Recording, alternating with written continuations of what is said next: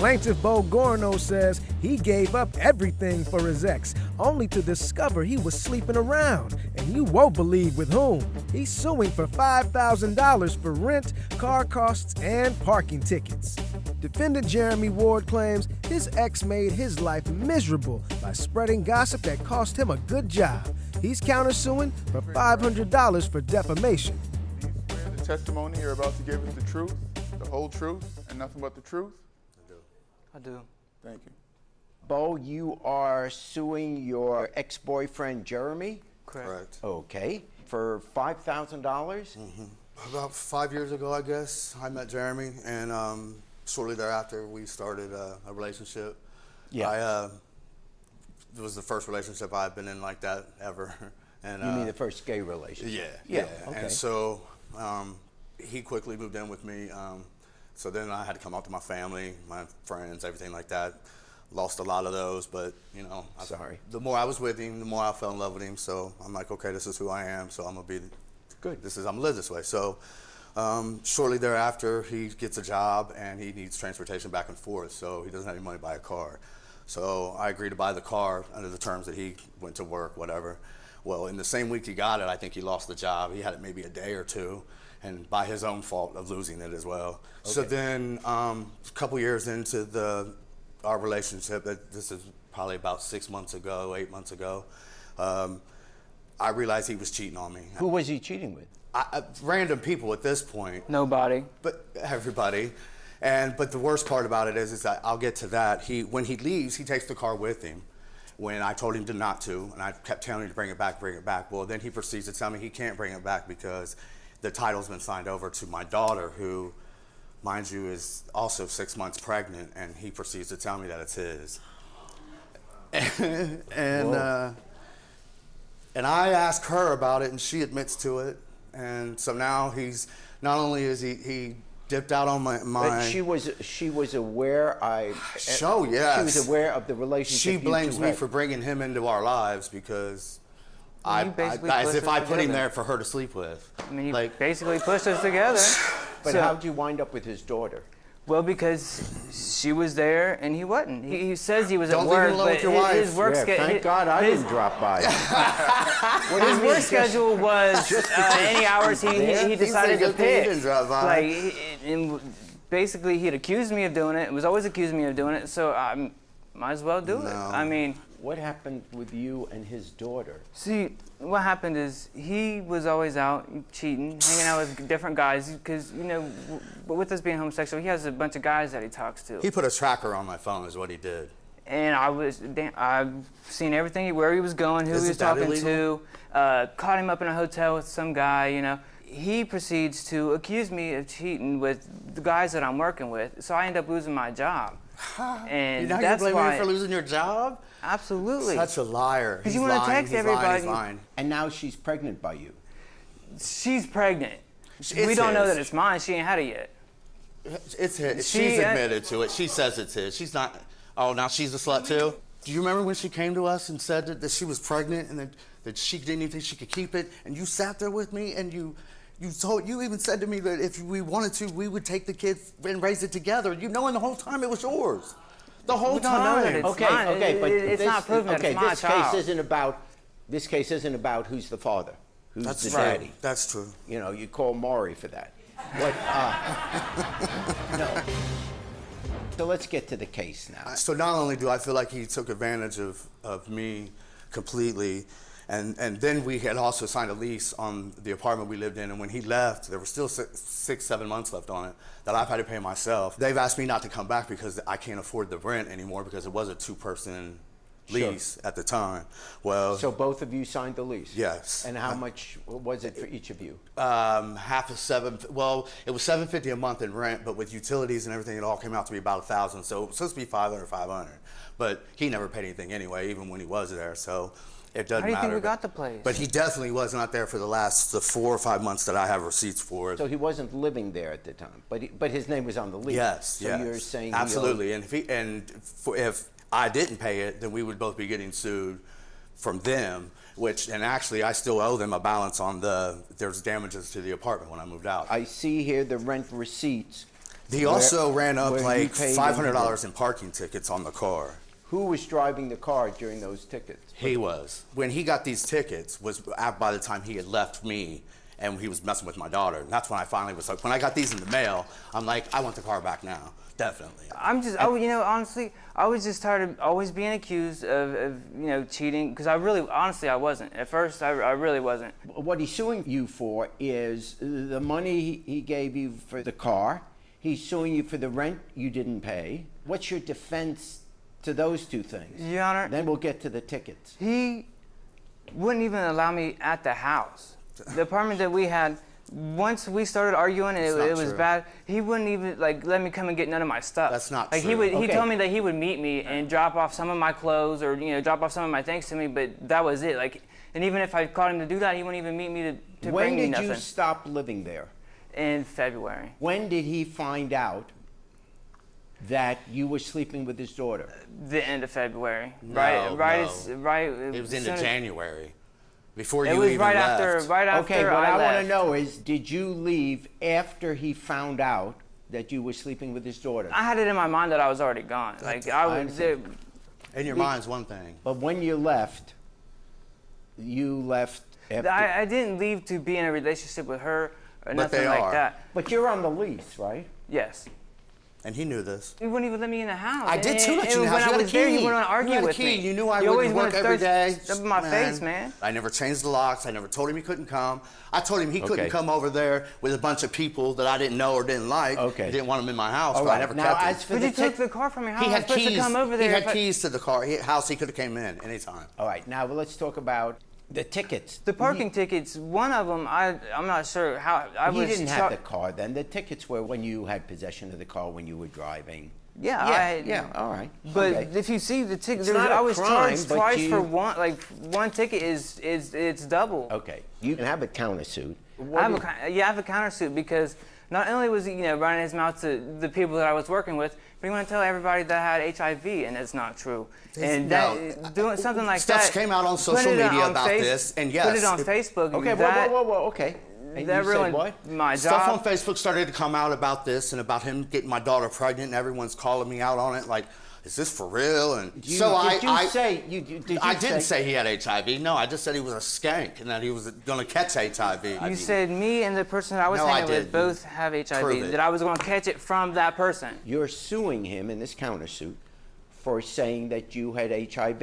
I understand you're saying it's not true. When you come to court, you have to show me evidence that he said that. I don't have it because I didn't If you want. don't I have the didn't want to proof, then post it. if you don't have the proof of it, I can't rule in your favor on that. I hope you I understand that.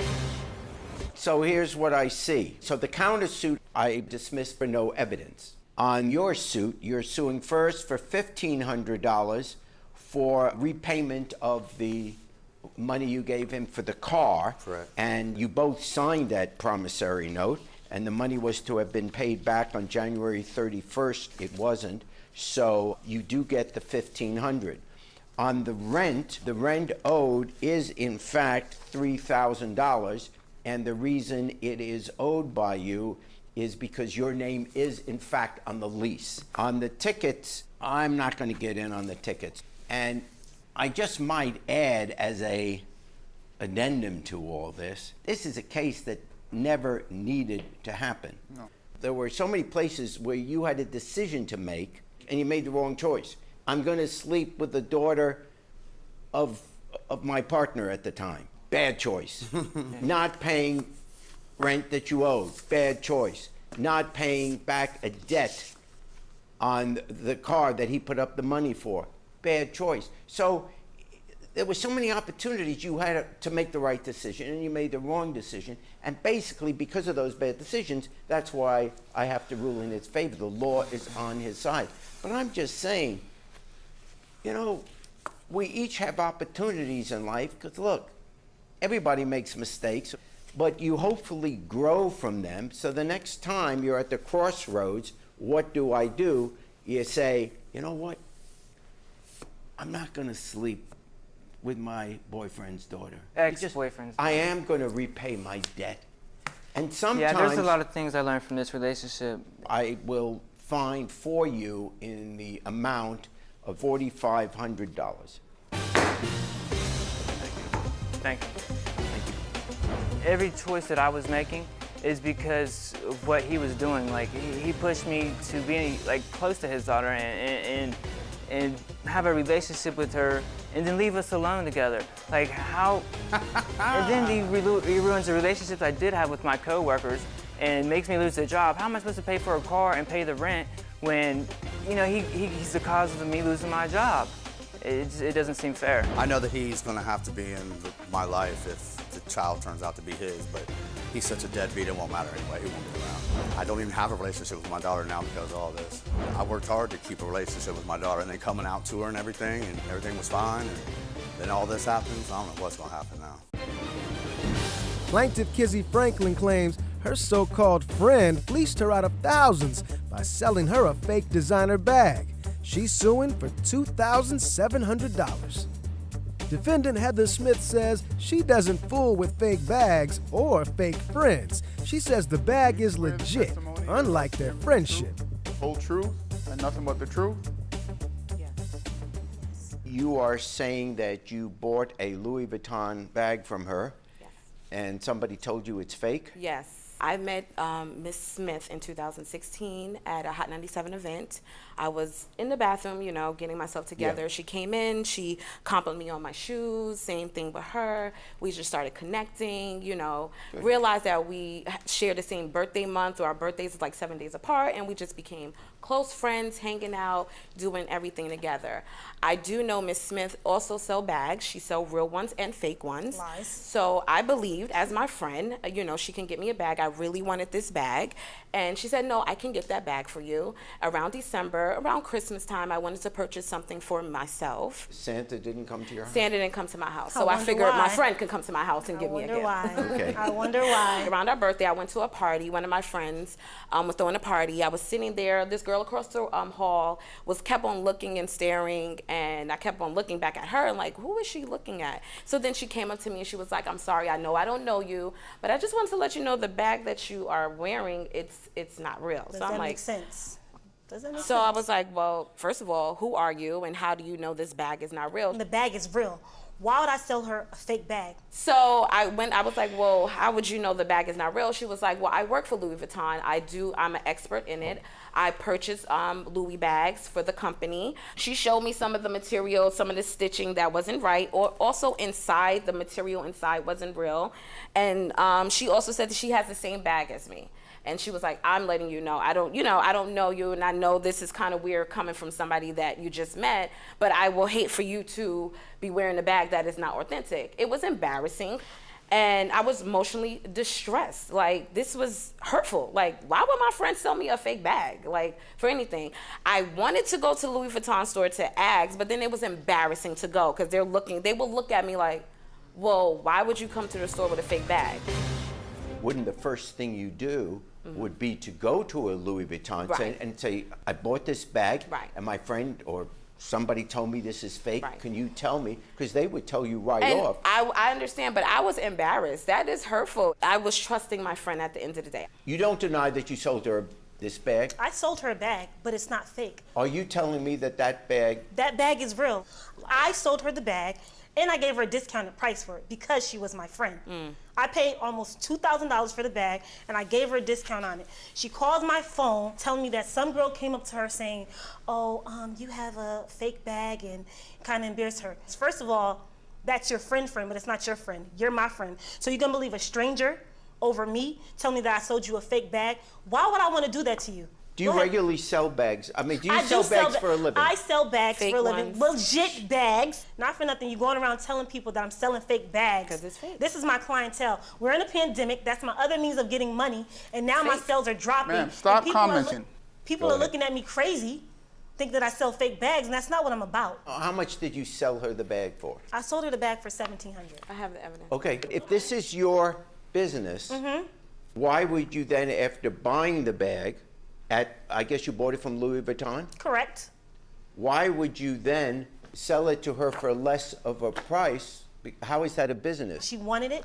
I'm a friend to her. It's something that she wanted. She wanted to treat herself. So I was like, you know what? I'm gonna do this for her, and I'm gonna give it to her at a lower price. I could always get another bag. You paid more than the $1,700. Correct. So you took a loss on it, Yes. but you sold it to her because you're your friend. Exactly. We're back to you now. Yes. And in fairness, since you're bringing the suit, you have to show me some evidence I have that some it's evidence fake. right here. I need an expert to tell me it's fake.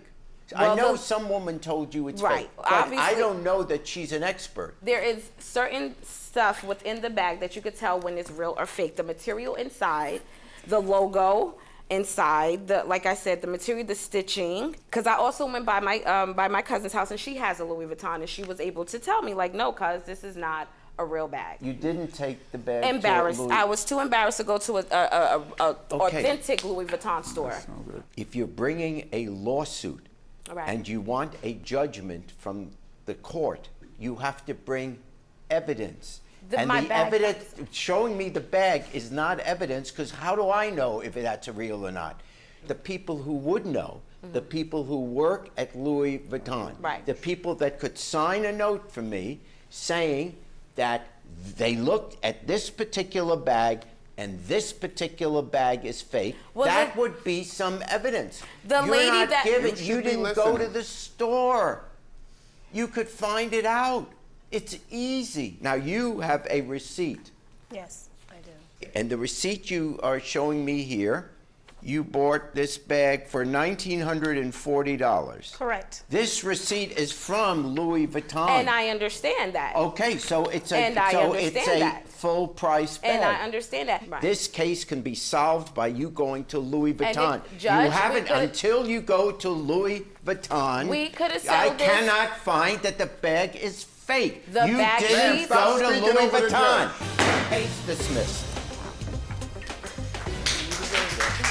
She needs to go to Louis Vuitton store, which she should have done in the beginning. I don't know why we ended here, and she's suing me for this X amount of money, but I feel like the judge favored me, and that I'm not giving her any money at the end of the day. I will not come to a courtroom for a fake or a real bag. If this was real, I would not be here. But the bag is fake, and she also still sells fake bags. Simple solution. Go to the store and ask them.